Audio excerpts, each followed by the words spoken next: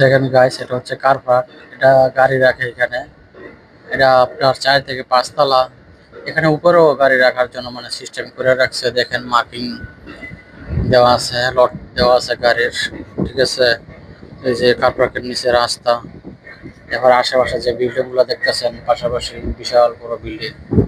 এক একটা বিল্ডিং আপনার 12 তলা, 15 তলা এবং 40 তলাও আছে। সিঙ্গাপুর আসলে সরকার মানে এই দেশের যে জনগণ তাদের জন্য খুবই ভালো ব্যবস্থা করছে, একটা স্বাধীনতা দিচ্ছে। আসলে কি এই দেশের সরকার জনগণের জন্য একটা গণতন্ত্র আর কি। গণতন্ত্র মানে এই দেশের মানুষ যা চাইতেছে তাই পেতেছে, গাড়ি বাড়ি চাকরি সবই পাইতেছে। কিন্তু তারা বিনিময়ে বেকার থাকতে পারবো না, চাকরি করে খাইতে হইব।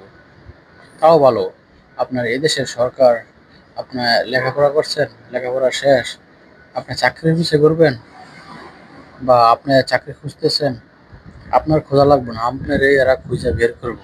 ঠিক আছে, আপনারা খুঁজে বের করবো, চাকরি দিব, আপনার যোগ্যতা আছে, ওরা আপনারা খুঁজে বের করবে। আর আমাদের বাংলাদেশও, আমাদের যারা লেখাপড়া শেষ করছে তারা চাকরির পিছনে করে কিন্তু চাকরি পায় না।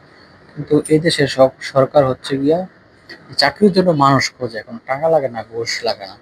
আর আমাদের দেশে মামা খালু থাকলে চাকরি পাওয়া যায়, মামা খালু না থাকলে টাকা পয়সা তো ঘুষ দিতেও হয়। তার মানে যে এত পরিমাণে দিতে হয় এটা অসম্ভব।